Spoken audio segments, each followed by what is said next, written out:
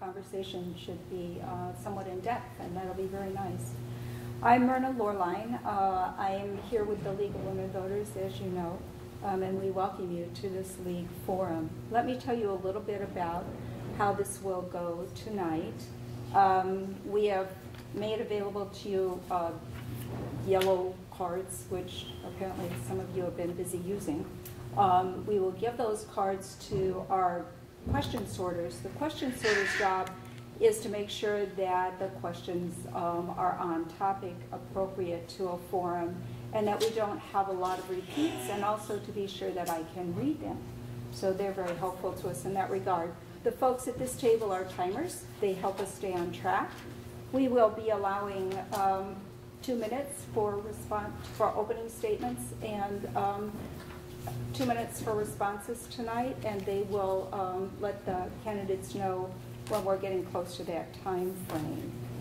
Our forum is being recorded by Robin Cash, thank you, Robin, from Neighborhood Network News, and will be available at lwvlinkcounty.org and www.neighborhoodnetworknews.com on those websites. Please turn off your cell phones, as I believe I will check mine. Or any other thing that might ping or make a noise while we are having our forum tonight. If you can't hear any of us during the forum, let us know and we will speak up. At all league forums, we treat all participants with respect. We never ask personal questions. We ask that you hold any applause you might have, and then that you kindly offer that applause at the end of our closing statements in appreciation for the time our candidates have given us tonight. Go ahead and submit questions you may have during the forum. You can just hold up the paper you may have written them on, or if you need paper, hold up your hand and someone will bring some to you. Yes, we have lots. So let's begin with our opening statements. We have 2-minute opening statements, and we'll begin with, let's begin with Ms. Running-Marquardt. Thank you very much for that. I am Kirsten Running-Marquardt. I'd like to start by thanking the League of Women Voters for putting this forum on. What you do is not always appreciated by everyone, and but it is needed not only in our democracy, but on some of these local races that may not have had the opportunity to have some sort of sit-down debate where we can discuss issues. I'd also like to thank the Lad Library, which I'm very proud of. The percentage of usage here at the Lad Library, we desperately needed an extension office over here on this side of town, and I'm very proud that we're able to use that and the assistance they provide people on the west side of Cedar Rapids. I've been a state representative. I'm running for my 4th term, and being a state representative has been the greatest honor of my life. In service to others, and especially serving the people, whether it's passing legislation that's fair and reasonable, working across the aisle. I do my best to put Iowans first, and Iowans are my priority. And I look forward to this forum and this debate. And with that, I'm done with my opening. I think I made my 2 minutes. You still have 37 seconds left. But you are not required to fill that, yeah. Mr. Henderson. Joshua Henderson. I'd like to thank the League of Women Voters, being raised by women. I understand and appreciate women more so than, I guess, a lot of male counterparts would. I'd also like to thank the library. Growing up on this side of town, we didn't have the library over on this side of town. We had to go over on the southeast side. I served 12 years in the Marine Corps. Selfless service. It's nothing new to me. Single father, raising my daughter, special needs.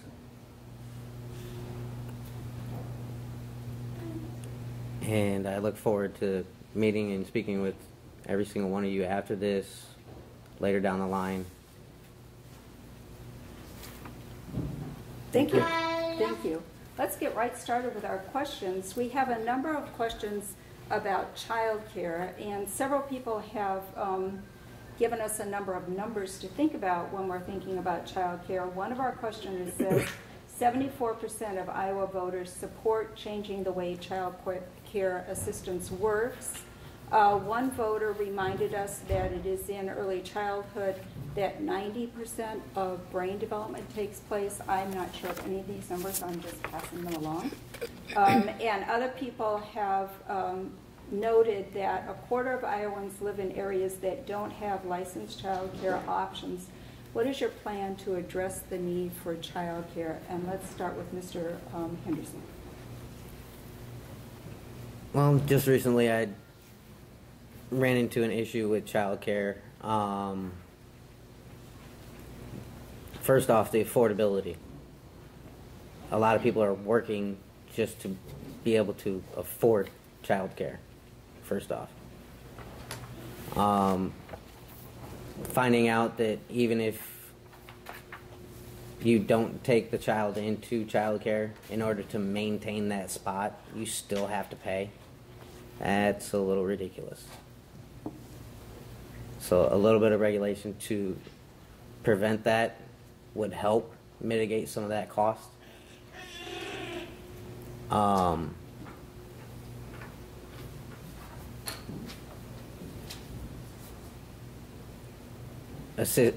Assistance with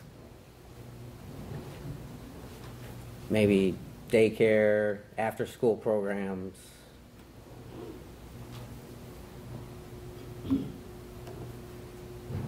Might be a little bit more beneficial versus babysitters,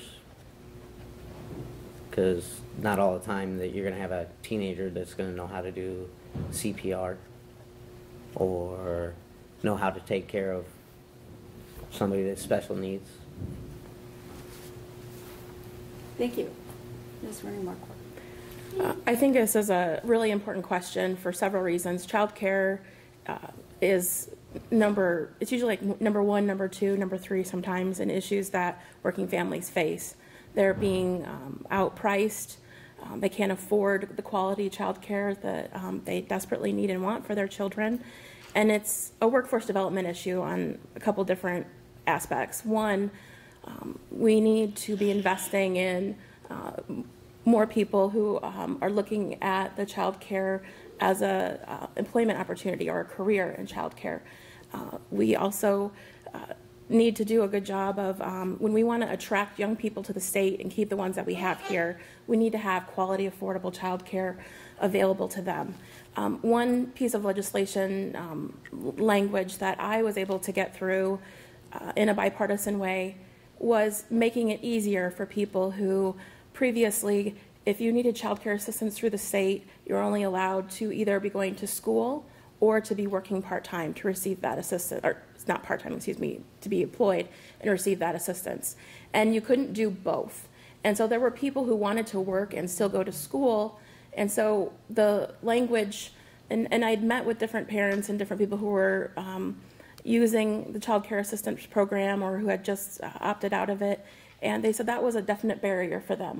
And so I took those concerns and worked with a couple other legislators, and we worked together to find a solution and find language that would make it more flexible, the Iowa child care assistance for those who were working and going to school. And it might not seem like something that's so important here, but it means everything to those families now who are able to go to school and increase their economic opportunities in the future.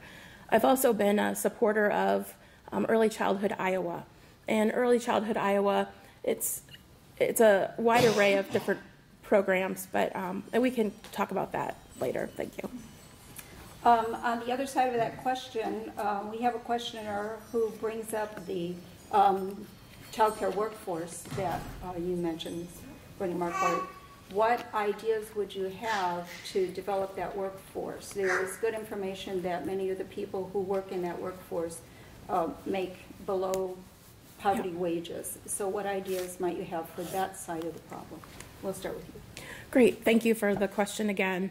Workforce development is an issue that I'm passionate about. I'm the ranking member of the economic development budget, where we work with the budgets for economic development, workforce development, cultural affairs.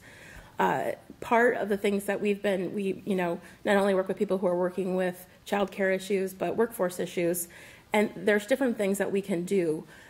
We have a shortage of child care workers, but we need to make sure that we're looking at, are we paying people fairly here in the state of Iowa? There's been several attempts to raise the minimum wage. Lynn County, and I supported them through local control, we're trying to raise the minimum wage. People who are caring for our children sometimes can't afford to have their children cared for. And that is wrong, and we need to change that. Not only that, but there are different things that we can do at the state level. We can look at incentives. We can encourage private companies if they want to receive assistance from the state of Iowa, then they have to address quality and affordable child care for the people that are working at their jobs. It's just sort of treating child care professionals like the professionals they are. And there's a balance in there of training, looking at different mentorship programs, apprenticeship programs. And, we're talking about Future Ready Iowa. I think we can move that and see what we can do to put funding behind that to develop our child care, those who work in the child care industry. If we don't, we're going to have large troubles here, because we will try to attract people to come to the state of Iowa, but they don't have a good quality place for their children. And that's an issue, one of the top issues that we're going to be facing in the state. And we're not facing this issue in 10 or 15 or 20 years. We're facing this issue now. And so I will continue to work hard to not only treat child care professionals like the professionals they are, but make sure that our children are in a quality atmosphere. Thank you. Mr. Henderson. Piggyback off of Ms. Running-Marquardt. I'd say create an incentive for the bigger companies, and then an even bigger incentive for the locally owned smaller businesses to help create, within their own company, a small program where they have their own daycare within their own company. Kind of what Rockwall Collins is doing. They have their own child care. Maybe give them a little tax break. Rockwall Collins has already got a massive tax break. Give them a little one. It'd create a bigger incentive. Hey, maybe we should expand this. Smaller companies, that helps them out a little bit more. They'll be able to expand, hire on more people. Like my mom, she owns a smaller company. All of us have kids. There's 10 people on there. One of them has 5 kids. That would be a big incentive. So, just throwing out ideas that just would create revenue within the company, and then expanding, and then hiring on more people, creating more jobs. All right, thank you. Let's switch to the other end of the education spectrum now. We have a question about higher education. What would you do to maintain quality in higher education in Iowa and make it economically accessible to students? Probably very much the same question, but on the other end of the education spectrum. We read the first, I apologize, the first part of that question. What would you do to maintain quality in higher education in Iowa and make it economically accessible? Mr. Henderson.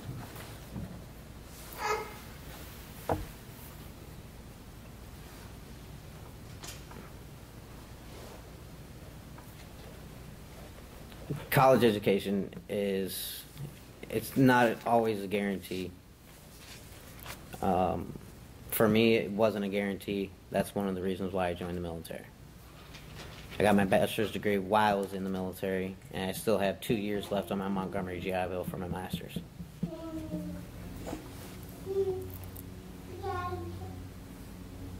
We actually have a contract with the University of Iowa, and some of the maintenance people have actually said that this is a nonprofit school when I brought that up, they laughed.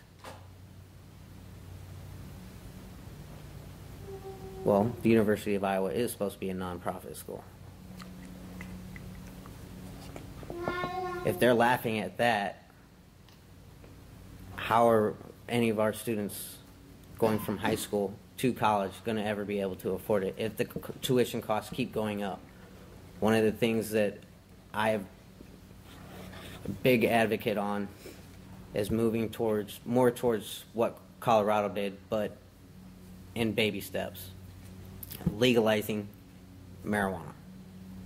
It's the end game, not immediately. Using that tax revenue, turning around, creating a program for all graduates with a certain GPA and assisting them in getting an education. We have to invest in them just as they have to invest in themselves. Thank you. Ms. Running-Marquardt. It really comes down to what your priorities are, and you can tell from the budgets that you have. And the last 7 years, the University of Iowa, the regents of the community colleges have been decreased in the appropriations that they have been given by the state. And what does it do then? It makes the regents have to increase the tuition and prices out some Iowa students from the education that they deserve. What really concerns me is our regents and community colleges are some of the best economic drivers we have in the state of Iowa. Paired with across the country right now, there's $1.4 trillion in student loan debt. We cannot afford to have our children, on average, with tens of thousands of dollars of student loan debt to try to come and start a career and stay here in Iowa with the wages that we pay. So I see the Regents community colleges as, some of the best investments, not only for our state, but for our future. They drive our economy. They attract people from all across the country. And, another way to look at this as well, higher education is critically important to me. I think we need to do a better job of partnering with apprenticeship programs in high school. This is especially union apprenticeship programs, well-established ones that we have here in our community and all across the state. And then also working harder to make sure that we have people who can get credit in high school as well, college credit, and advancing those programs and making that a bigger opportunity for more Iowa students. So I think it's budgeting our priorities to make sure that the higher education, like the regents and the community colleges, are priorities, but then it's also looking at lifetime learning for all Iowa children. Thank you. Thank you. What proposals do you have for higher education? Oh, I'm mixed up, aren't I? Public education. Okay. Public education. The next question is, what proposals do you support to improve public education given the budget environment? Public education, currently, the amount of money that they're spending isn't enough. That slow process that I was talking about, Kirsten and I had actually talked about this a while back, the medical marijuana bill that you guys had passed, and expanding on that, using that tax revenue and assisting with the K through 12 education.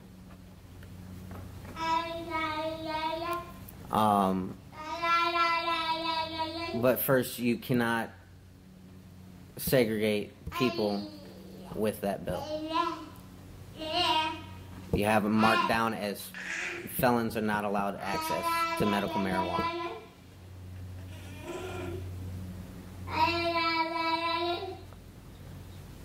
Right now, the Democrats and Republicans are both blaming each other and honestly, we sent them both up there to work together and come up with a solution that would benefit all Iowans, not just themselves. Thank you. Thank you. The question was, what proposals do you support to improve public education given the budget environment? The problem we have, unfortunately, with public education is that the last 7 to 9 years we've been on a decline for the amount that we're appropriating for our public schools. The last 2 years it's been 1 to 1.1% SSA, or previously it was called allowable growth. That does not even cover cost of living, inflation, any of that for our schools. And what our schools are now facing in a tenured period from 2007 to 2017, the free and reduced lunch program, 31 to 41, so it increased 10% of the percentage of children that could qualify for free and reduced lunch. The English as a second language ELL programs in our state, those have also increased dramatically across the state of Iowa. And so it is very difficult when the state does not put in its fair share. And we are working with school districts that are running extremely tight budgets. They have to come up with that somewhere. And instead of schools and school districts and teachers thinking about and being innovative, coming up, teaching with new technologies, working on new collaborations and new partnerships in the classroom. Instead, they're worrying about, is this child going to make it, and other factors that take place when we don't adequately fund our schools. And so I look forward to the day when we can adequately fund our schools. We can do it. We can be fiscally responsible at adequately funding our schools. We can get rid of some of the corporate tax cuts, giveaways, unforgivable loans that are just handed out like candy. And we can actually have a budget that funds our priorities. And public education is, I believe, a right to every single Iowa child, and it should be funded as an appropriate priority. Thank you. Thank you. Mr. Henderson? I think he started. Okay, I'm going to take a breath now, and it's going to be really good. Healthcare. What would you do to provide health care for all Iowans? They have a right to good, affordable health care. What would you do to provide that? Honestly, open it up to where other insurance companies besides the ones that we have available right now, and definitely get rid of the MCO, because I just took my daughter in for an IQ test, and as many of you can tell, she's 7 years old. Not much that she can do, and that was $1,800 to find out that she's intellectually severely disabled in 25 minutes that the state just paid for. She's supposed to have that every 3 years. Now there's 600,000 severely disabled Iowans. We got to go back to state Medicaid, but first we got to fix what was broken with it. Open it up to other insurance companies. See which ones. If you open it up, it's just going to provide competition, and it'll lower the prices.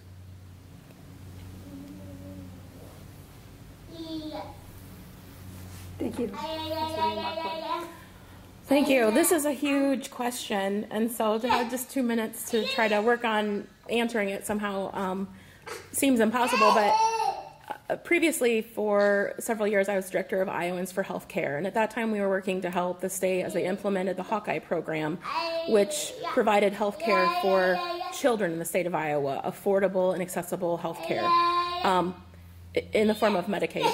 And, from there, there's been unfortunately, we've come from the ACA, and that has been severely eroded at the federal level, and then it began to be the access to health care has been eroded at the state capital level. And what ends up happening now is I had a chance to talk to the insurance commissioner just recently. He came to an event that we were having, and I sat down and talked to him. I kind of had a long list of things, and one of them, his concern was that we don't have a place for all those people who are being outpriced for who were on the ACA in the state of Iowa now, and they just don't have anywhere they can go, and they don't have affordable health care, and that's a problem. Not only because of their quality of life, but it costs our whole entire community as well. And it's not fair. I do consider healthcare as a right. I think that the MCOs, it is a crime what they're doing. We went from administrated by the state of Iowa at 3 to 4% administrative costs to administer the Medicaid program. But instead now we're at privatized Medicaid, and they can receive up to 17% off of healthcare costs from the state of Iowa. We have no oversight. I fought tirelessly for that, and we can get into MCOs here in a bit. But the other thing that we need to look at, not only fixing the Medicaid mess, but there's been a couple other things as well that we can look at, going back to different kinds of pooling for medical access, and then also stop the erosion of people who are trying to provide plans in the state of Iowa that do not allow for pre-existing conditions. That is inhumane. And okay, thank you. But we have a related question. Okay, and that is, what would you do to preserve mental health resources in Iowa? And then a second part, what do you do as a community leader to destigmatize mental health for Cedar Rapidians?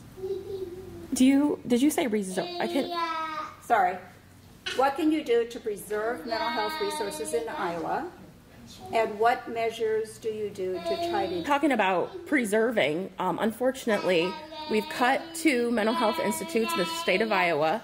We have law enforcement that continues to drive around county to county, hospital to hospital, trying to find somewhere so people have access to mental health treatment. And it is a travesty and it is shame, and it's not how we treat people here in the state of Iowa. I will continue to try to work with whoever will work with me to try to find real solutions. There was a bill that was passed. I supported it. It was a baby step, not only in children's mental health access, but adult mental health access. But it was more committee meetings, studies, and forums, and those types of things, when we need a real solution. It's very interesting to me that we close down mental health institutes and then all of a sudden say, oh, we got a problem, well, let's have a study about it. That's not how we should treat Iowans. Some Iowans passed away because of that shameful, not only closure, but the way that they treated people in the state of Iowa. And then the last question was, what are we going to do to preserve?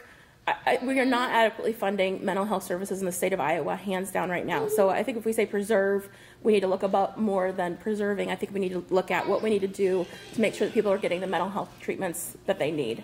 Not only through the regional delivery areas, but also a children's mental health access safety net. The last question was to destigmatize mental health care, and you have 30 seconds left. Would you like to address that? The second half of the question. Sure. That happens through education, and it also is a cultural shift as well that we need to do. Mental health, it's a very important issue. We talk about it, not only in public forums, but we talk about it when we're discussing other issues as well, because it's such a, too much to talk about. It's such an important topic. I know. We'll try to come back to it. I'm going to put it over here. To have 30 seconds to talk about mental health issues in the state of Iowa and what you're going to do is just too little anyway. Yeah. Insane. But this is in many ways a related question. Yeah. And this would be Mr. Henderson first. The budget. How would you balance the state budget when revenues are less than expenditures? Josh hasn't had a chance to answer that. I wouldn't have gone anyhow, but we would have waited. Okay. All right, Mr. Henderson. We aren't preserving anything with mental health. We're losing that battle. Funding. I don't know the name of the hospital. They just closed down a wing. I seen it in the Des Moines Register. They just closed down their mental health wing. The 2 hospitals since I've been back closed down.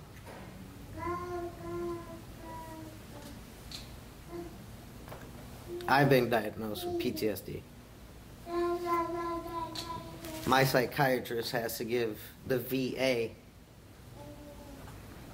90 days notice before he's able to take a vacation.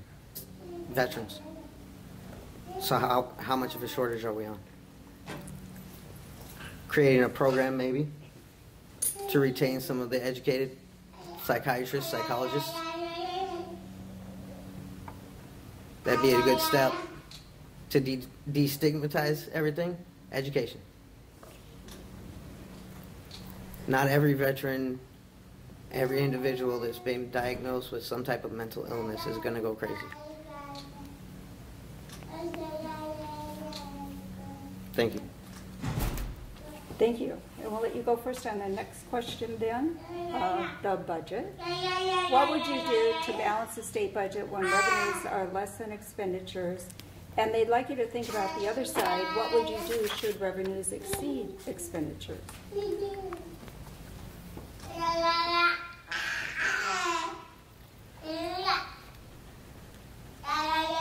I'm going to reverse that.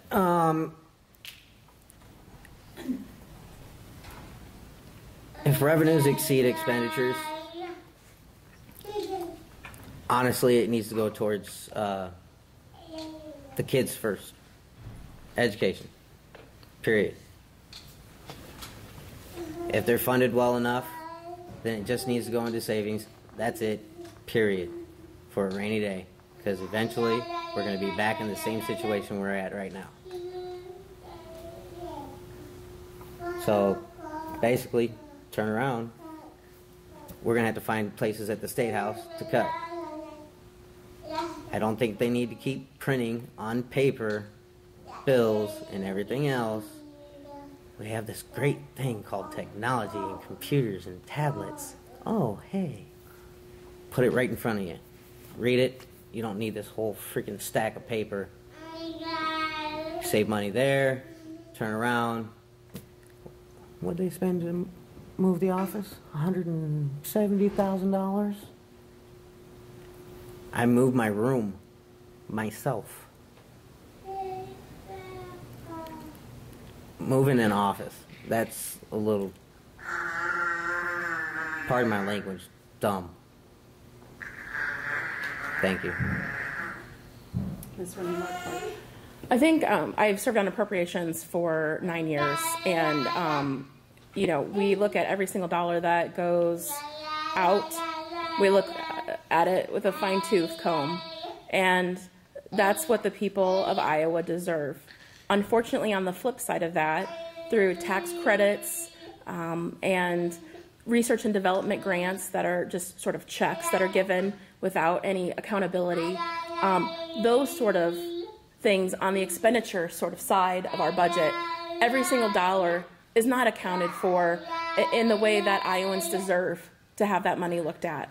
And so I think that we need to have, when we're doing our budgeting process, we also need to be at the same time and in the same full picture looking at all of the ways that Iowans' taxpayer money is being given to in a break to some of these major corporations that do not need those tens of millions of dollars in credits to stay here in the state of Iowa.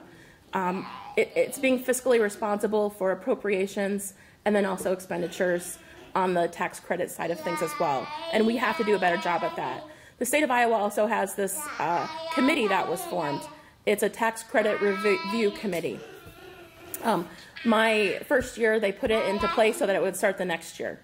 The Republicans took over the next year, and it was supposed to meet once a year during the off-term or off-session time. And it was supposed to go and look through all the credits and the, forgivable loans that happen. And, but unfortunately, that committee can do better, in my humble opinion. And I look forward to the day where we can work together to have language, to have real results. They might, one or two might come off, tax credits people aren't really using, but I think we need to make some tough decisions about what credits or research development grants really are impacting Iowa's economy in a positive light. And I think that's the fair and balanced way to do that and be fiscally responsible with our priorities. All right, well, here's another question about priorities, and that certainly involves spending. We'll start with you again, Ms. Running-Marquardt. It's about the environment. How would you propose to pay for fully funding the water quality bill? How would you pay for that?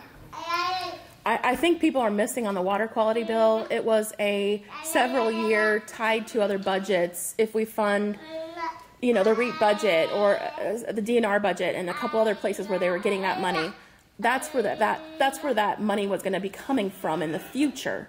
And so it's not as if we allocated all of that money right up front. There's different ways to look at that as well. But the issue I have is that we're really not making a good investment when we have no oversight for the things that have been prescribed for water quality investment. We have nothing that we can base results off of. We have nothing where they can come back and say, Iowans spent $100 million on this, and these are the results that we've had. Either we had clean water or we didn't.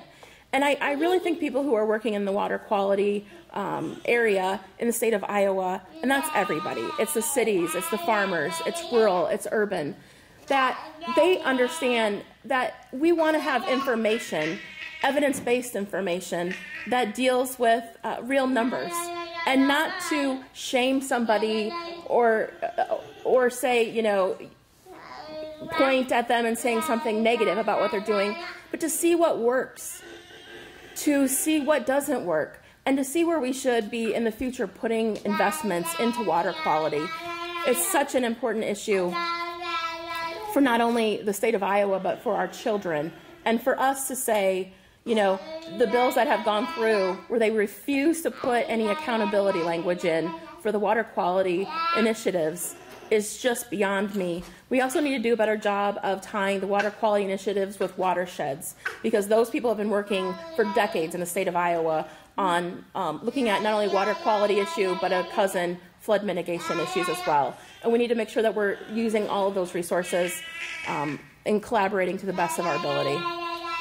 Thank you. Mr. Henderson, water quality.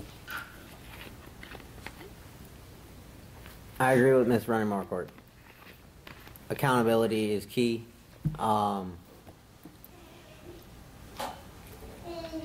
However, I cannot remember who it was that had a recent oil spill.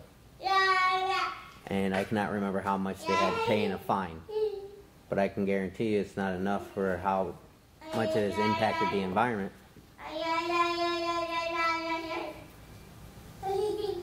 And I can guarantee that that money probably didn't go directly to that local environment.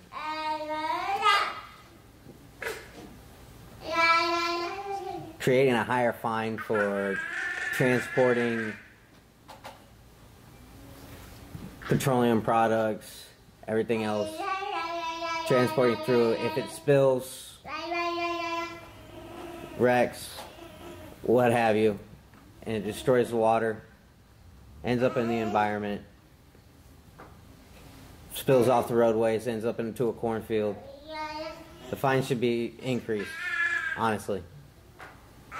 It'll help out with the environment, trying to pay to help with the water quality, help with the environment, help with the loss of crops, and just help out locally, to be honest with you. The pipeline, I was completely against that coming through.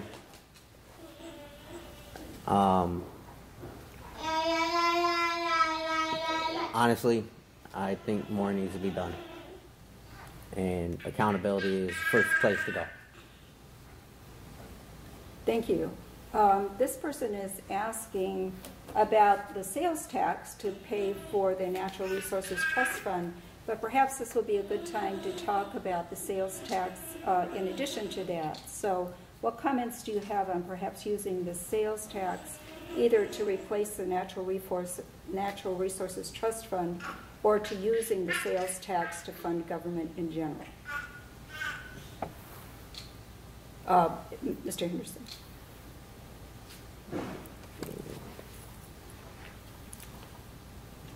Honestly, I couldn't answer that right now. All right. Ms. Running-Marquardt. I do appreciate Joshua Henderson saying he agrees with me often, and I hope that my husband, who's in the audience today, can maybe give me that as many as I agrees as. I'm just teasing, trying to make it a little lighthearted in here today. In all seriousness, the people of the state of Iowa voted overwhelmingly to increase the sales tax for natural resources and conservation policies. The state of Iowa has, I believe, just a couple years left to vote on how we're going to do that. And if we're going to do that, the will of the legislature has not been there these past several years after it was voted on statewide. I have a problem at times with sales tax because it is a regressive tax. And that's where I have difficulty with it. There's a lot of sales tax where, I see and I'm friends with, and I'm a middle-class mom myself, and, you have your family budget, and you do what you can to budget that. I also know people who they're budgeting and living day to day, and people who go up to get that gallon of milk or diapers that they need for their children, and maybe they're 50 cents short for what they brought up to the register. I see that, and those are the people that I think of every time somebody wants to bring up a sales tax. And so I really take that into consideration and feel that that's something that we should be balancing. We could, in a fair and reasonable and fiscally responsible way, make sure that our environment is something that should be protected and cared for future generations. But instead, it keeps getting lumped on. We don't ever fully fund REAP. We don't ever give the DNR the tools that they really need. And the environment and conservation practices should be something that are more of a priority. So it is a balance with Okay, we have the sales tax with those programs. Related question. And this question is specifically about flooding. We'll start with Ms. Running-Marquardt. The Cedar River is flooding yet again. What ideas do you have to incentivize farmers and municipalities? And now they want us also to address the issue of runoff in the watershed area. So what ideas to deal with flooding and what ideas to deal with runoff?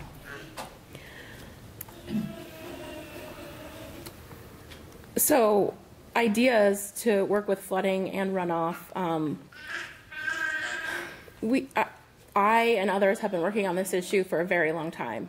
I was the lead Democrat in the House when we passed the Growth Reinvestment Act, which helped the state put in, it's going to be about over $300 million in captured sales tax that the city of Cedar Rapids gets to take, and that's what the state is putting in for flood control on both sides of the river. And without that piece, we wouldn't be able to have adequate flood protection for Cedar Rapids for both sides of the river. That was very important to me. We've also had a lot of other things that I've worked on. The one thing, and I worked with Ron Corbett when he was mayor of Cedar Rapids quite a bit on this issue, working upstream, working on watershed management, incentivizing watershed to collaborate and work together. The way that we do things is a bit different over in eastern Iowa. I know that Des Moines had a lawsuit dealing with sort of some of their water quality issues. They had tried to go and work with, city and rural working together. But we also, over here in eastern Iowa, we went and talked to farmers and said, when it gets this high, X, Y, and Z, can you hold this much water on your land? And we will help, and we will invest, and we will have contracts with you to do that sort of thing. And I think that took a lot of work. Every day I drive over the river several times a day, And right now, the Cedar River and the Iowa River are just so high. And it just makes you, ugh. And I have those moms and dads and people I know who live down by the river who, you know, you just hope and pray and that things hold. And today I just came from the contractors meeting for the flood wall, where the lines on both sides of the river, I know those are places. Oh, I'm Sorry. sorry. Mr. Henderson, do you have some ideas about flooding or runoff?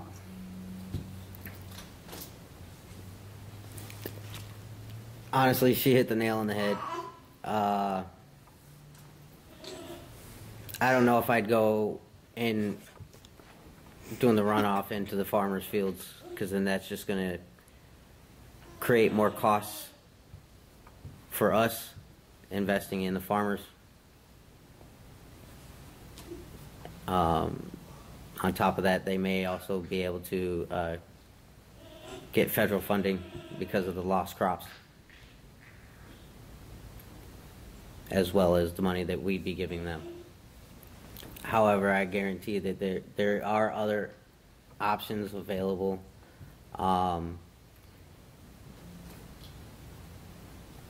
Widening the river is a possibility. Growing up, they used to dredge the Cedar River. They don't do it anymore.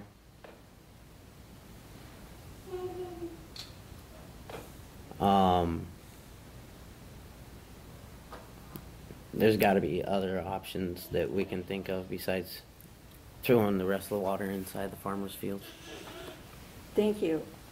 This is a kind of a change of topic now. A question about funding, of course, but the justice system. Iowa's prisons and courts have been reduced for several years. What are your comments about fully funding our courts and funding our prisons? Particularly, this person is concerned about safety in prisons and access to the courts. What do you feel about funding our legal system, Mr. Henderson? A friend of mine just retired out of the Anamosa State Correctional Facility. Another one of them just left, and I actually have a family member that's still working there. The safety, it's a real issue.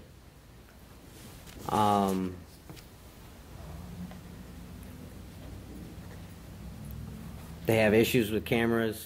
They have issues with personnel. They're outmanned. Funding them.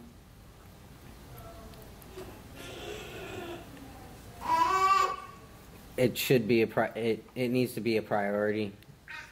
First, let's try and create something to keep the individuals out. We're a nation of second chances. The individuals getting out, they need to, first off, they need to get their rights back. Their voting rights. That'd be a quick step. The city just passed a law where they're not allowed to ask if they're a felon. I think maybe we should bring that to the state level.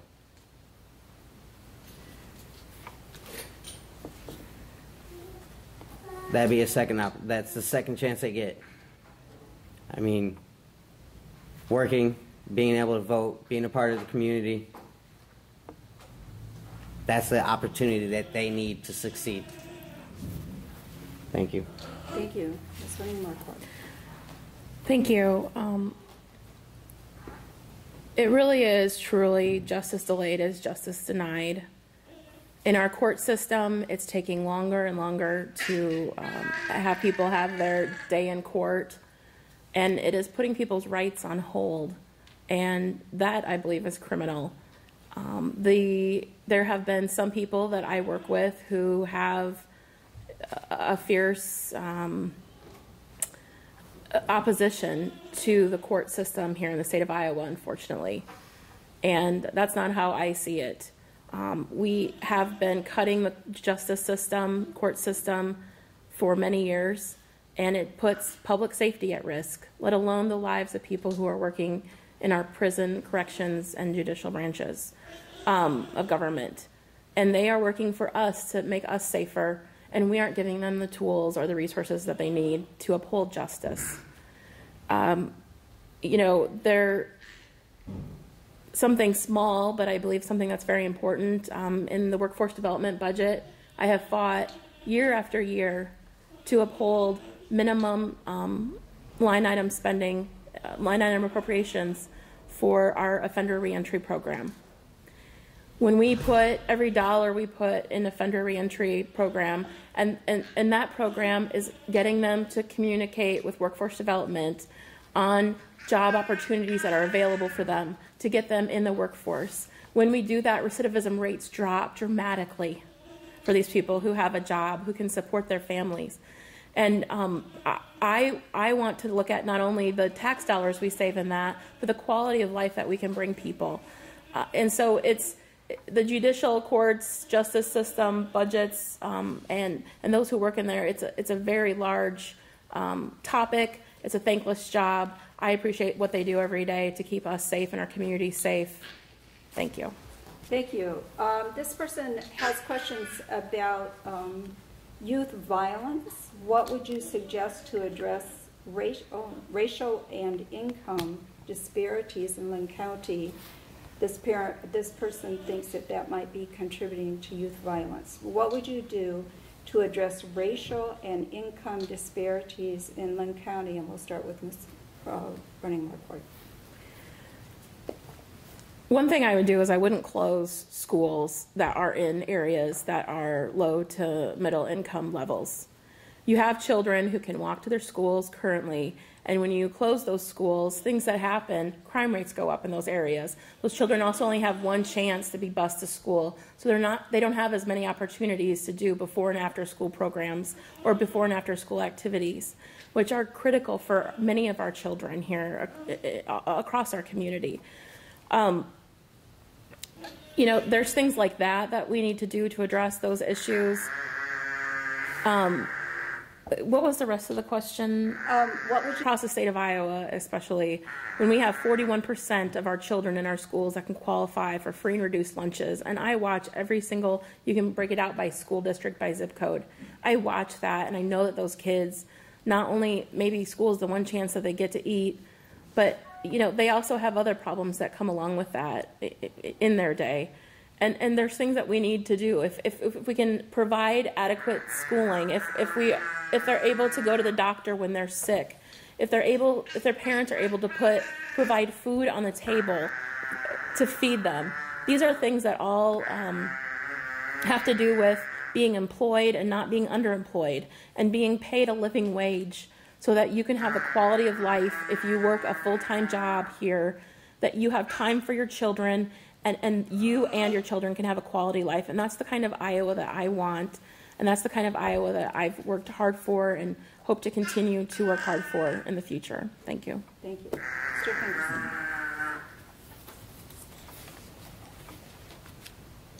What would you do to address racial and income differences? I guess I didn't do the racial part, sorry.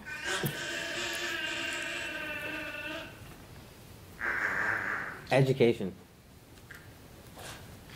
Sit down and actually have a conversation. Growing up, in elementary school, I went to Johnson. I grew up in Wellington Heights. Very little has changed. I've had the same best friend who happens to be a different race than I am since kindergarten. Still talk to this day. If people actually sit down and talk, you'd be surprised what you actually have in common. So that's the racial inequality.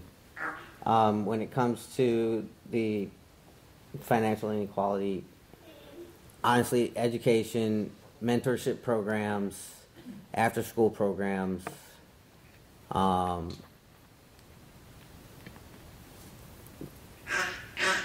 for everybody, male, female, what have you, would benefit everybody. A buddy of mine does basketball for at-risk youth. Most of his kids now, they're not so much at risk, and he's benefiting from it for himself. Thank you. Thank you. We do have one more question about diversity, and this is diversity in general. Do you have some plans or ideas on what we might do to represent diverse populations in this district? Mr. Henderson, diversity in general. Very broad question. Yeah.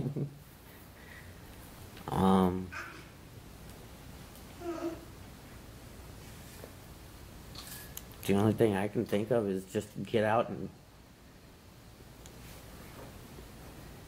enjoy your community, talk to the people. Door knocking, I talk to more people than I think I have in my entire Marine Corps career, which is actually quite a bit. But I think I was invited to like 3 or 4 dinners, a couple barbecues. We've gotten away from the whole community aspect. Hi, getting to know your neighbor. We've gotten away from that. No community aspect anymore. No community relationships. Everybody's huddled in their own house, playing on Facebook, playing on their phones, playing on their computers, sitting in front of their TV. More community involvement.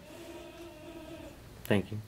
Thank you. Ms. Running-Marquardt, diversity in general. Diversity in general, a couple things. The state of Iowa a few years ago initiated balance based on gender and as a way to encourage diversity on boards and commissions across the state of Iowa.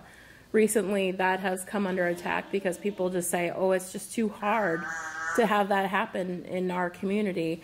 And, you know, and in some of those communities, I challenge them because I know there are capable people who don't all look alike to be able to serve on, who want to serve their communities, women, men, and people of color as well. A way that we can, at the state level, in Iowa is rare, I believe we're only one of maybe 2 states that do this, is have a minority impact statement for different policy bills that we have that come before us. And so we can see how that policy affects minority communities across the state of Iowa. Is it fair? Is it just? And I read those, and I know other people do too, not everybody, but when I look at policy, it's not only the policy, the page, how much it costs, but also how does this impact the lives of Iowans, and is it impacting Iowans fairly? That's something that I look at when I look at all pieces of legislation. The other thing that we can do, volunteer work that I have done, and a part of my community as well, is working with not only refugees but immigrant populations here in the Cedar Rapids area through different volunteer work that I have. And I went to one meeting one time, and I said thank you for being a part of Iowa's great future. We have a workforce development shortage, and we need to have sort of a culture shift at looking at, of course, making sure that Iowans have the skills they need, but then also welcoming in new Iowans to the state of Iowa, because we need them if we're going to have a bright economic future for not only ourselves but our children. Thank you. Thank you. This question might be a little narrower and perhaps a little easier to get a hold of. Speed cameras. Should Iowa put speed cameras on its highways, including interstates, Ms. Running-Marquardt? Well, they just had the court decision that allowed for it again. Cedar Rapids is waiting to see if they're going to allow the ones that are on the interstate to go back on or not. But the problem I have with some of these cameras, and I know we've had legislation afterward as well to try to address privacy issues, is that we haven't really addressed the where does it end? You can think of scenarios that talk about if you have a city, I'm not saying this is possible, or anytime soon here, but if you have a city that has on every street lamp a camera, and if you don't get your sidewalk cleared within 5 hours after a snow, and they take a picture of it, is that something that's ticket worthy? And there just is such a large ability to expand all that, and I'm not sure if as as a citizen, and I'm a bit libertarian streak in myself, that I don't believe that government needs to be in your life at all the time, every time.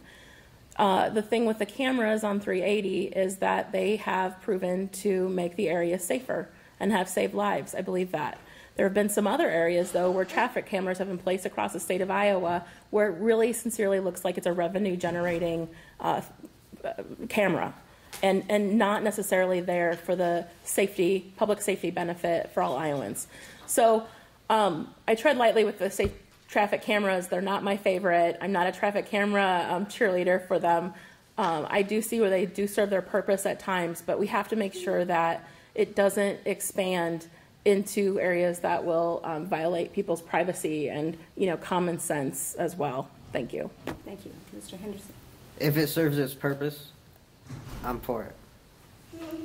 However, there's problems with the ones on the 380.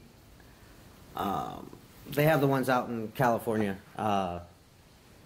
where they're not only taking a picture of your license plate, they're taking a picture of the individual that's driving the car. Say your kid's old enough to drive. Not yet. Borrows your car. Who's getting the ticket? I got 5 more years. Who's getting the ticket, though? You are. See what I'm saying? So with that, you'd be able to take him in. The ticket would be readjusted into his name. He would have to pay for it. Instead of just saying, oh, we're just going to blanket it and give the individual that owns the vehicle the ticket. So adjusting the cameras that they have on the 380 to be able to see who the actual driver is, then yes, I'm for that. Thank you. Thank you. This is a question about voting rights. This person reminds us there have been several pieces of legislation regarding voting. I think probably one notably in the state of Iowa. This person thinks that this legislation may have made voting more difficult for certain populations. What would you do to address the legislation, the recent legislation we've had on voting? Let's leave it there, on voting. And then we have another question about voting rights. But what would you do? Okay.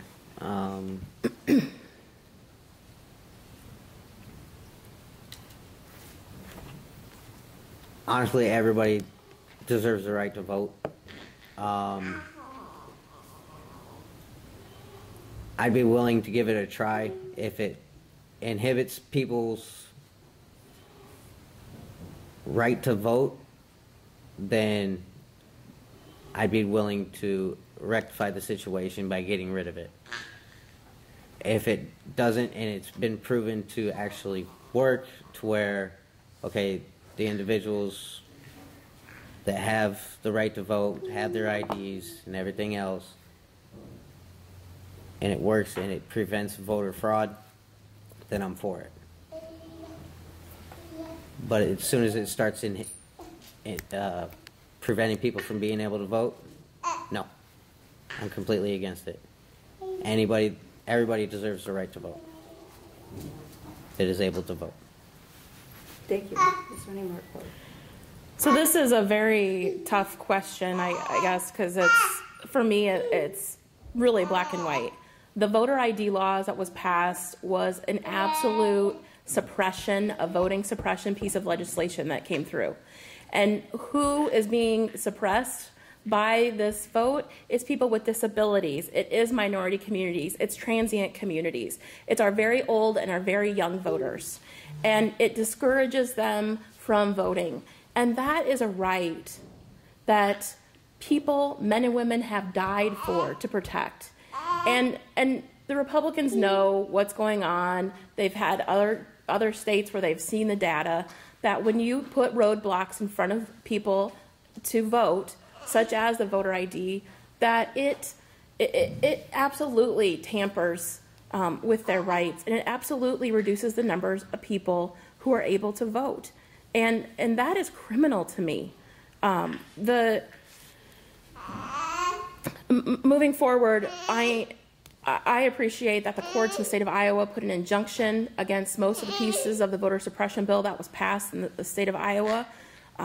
Some of those pieces, making it harder for people to vote early, making it harder for people to vote at home, making it harder for people to vote at the polls on election day. They were putting up roadblocks. Most of those things got taken away by the injunction. But it's going to, do you want a government that puts up roadblocks to people's rights that we have, or do you want a government that makes it as accessible as possible? The fraud and fraudulent voter piece, that is, we've had such a low percentage of people who are trying to fraudulently vote in the state of Iowa. They spent millions of taxpayer dollars on a witch hunt for 2 or 3 people who accidentally voted wrong. Ms. Running-Marquardt, we must move on to our next question. Get me all excited. Our next question is about felon voting rights. Iowa is one of only 3 states in the union that permanently takes away a convicted felon's right to vote. What would you do, if anything, about restoring voting rights to felons? We'll start with Ms. Running-Marquardt.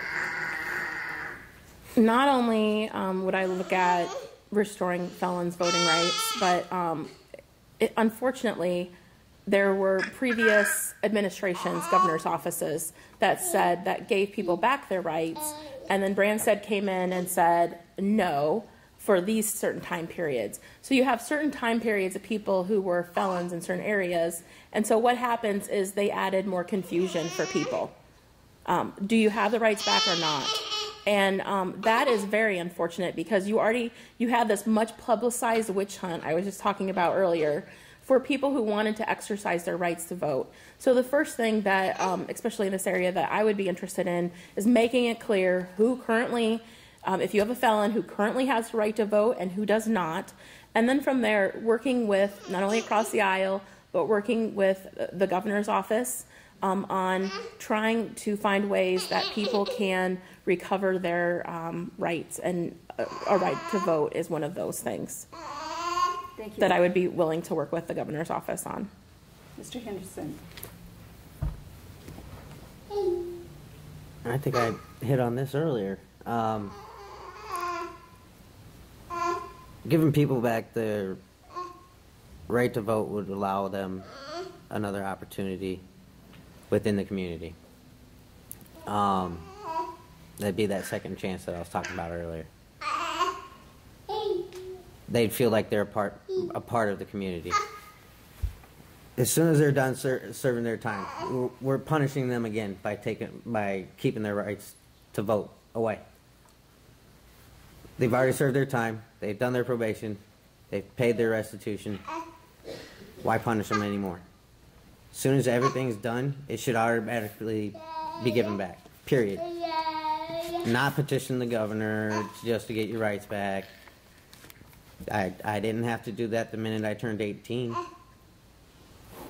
Miss Running-Marquardt didn't. I'm pretty sure you guys didn't have to do it. So why them? What's any different? They've already served their time. It's done. Slate's clean. Come back in. Here's your second chance. Go. Thank you. We'll start with you, Mr. Henderson, for this one. Communication.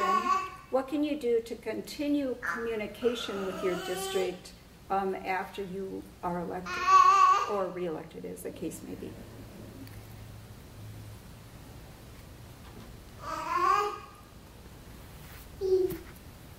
Hold town hall meetings as often as possible. The only way that I can do anything at the state level I can have my opinions all day long. I'm not going up there to represent myself. I'm going up there to represent you guys. That's it. That's all it is. I can come up with some good ideas, but I can't, as the Marine Corps has taught me, even good leaders listen to other people, take their ideas, use them, and give them the credit. Thank you. Thank you. Ms. Running-Marquardt, communication. Communication, I think that's an incredibly important piece. Sometimes it's not always easy to get people who care about issues to communicate to you, throughout the year. But I've tried to hold, not only in sort of downtown or southwest side of Cedar Rapids, listening posts, also in Fairfax, try to hold listening posts. People don't always publicize them because they're not, the real exciting, sexy thing that a meeting somebody wants to go to. But I also go and meet with people in their homes often, or we'll go to a coffee shop. As a legislator, you don't get your own office, so you go where you can. Here at the Lead Library, I've met with many people, not only on helping them filling out Medicaid forms, working with the MCOs. I not only try on social media, but email communication, and then also a phone call as well. And I think not only door knocking on campaign years, but also meeting face-to-face with people often who have communication barriers themselves, and making sure that they have fair access to those who represent them. It's always something we can all do better on. I often send handwritten notes to thousands of people in my district every year. Maybe not just wishing them a happy birthday, but also saying, hey, I'm here as your state legislator. Please consider connecting with me if there's ever anything I can do to make state government work better for you, or what I could do for you. And, it's sort of being there for people and being responsive as well. And those are things I try to do as much as possible. The constituency services, where I have a lot of people who have issues with different pieces of state government, and sometimes it's not with state government, sometimes it's with city or the federal level. And when I can connect that and make government work for people, that is probably the best part of my job. Thank you. Let's ask this related question. How do you prefer for your constituents to communicate with you, Ms. Running-Marquardt? Phone call, email, text. I get messages from every different sort of platform, or texting me, or emails. I even had somebody on LinkedIn once send me a couple different things. I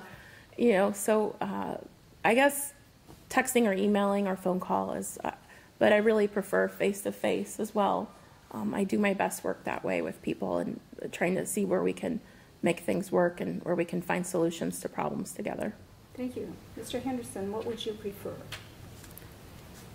Prefer face-to-face.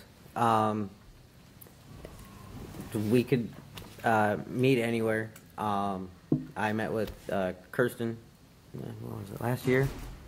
At Starbucks.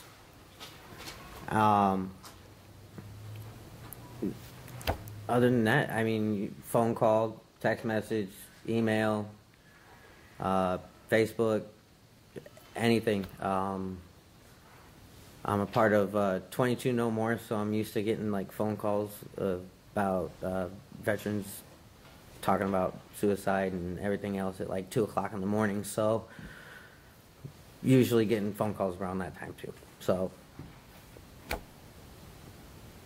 wouldn't be any different. Thank you. Bipartisanship, a topic we hear a lot about these days. What would you do to make legislation happen regarding opinions that perhaps are different from yours, or how would you just work toward and within bipartisanship, Mr. Henderson? One of the things the military has taught us, the U.S. military is the best fighting force in the world. That's not due to the weapons that we have. It's due to that you can grab every race, religion, creed. No matter what, we're going to work as a team to complete the mission. That's what we should be doing at the state, local, and federal levels in government. Honestly, they need to be I think I could bring in more communication, trying to figure out where we can meet onto the middle ground. Even if it's ideas that I don't like, coming up with ideas that might seem around the same area. And like I said, meeting in the middle. It's not about us up at the state level. It's about all Iowans. It's not just the Republicans or Democrats or Libertarians or the Independents. It's all Iowans. Thank you. Ms. Running-Marquardt. Thank you for this question. I have a proven track record of many years of getting pieces of legislation through or language itself on many different bills. And that only has happened in a bipartisan manner. It's about the relationships that you build with people and also the willingness to communicate and work with others when they come from a very different place than you come from, when they see the world very differently than you do. And I think, you know, you start where you can connect with people first. And sometimes that is, they ran for office as well to make Iowa a better place. And that better place may look different to them than it does to me, but at least it's something that we can start with and move forward and have a comfortable conversation about. I don't care for name calling.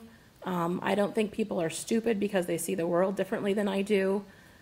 But I have, in the many bills, not only when I first got up to the Iowa legislature did I work hard on flood recovery bills to help our area, but also workforce development bills to make it fair for Iowans to get ahead and better themselves. There's been other bills, economic development, smart and fair economic development, workforce development, and public health have been issues that I have worked very hard in.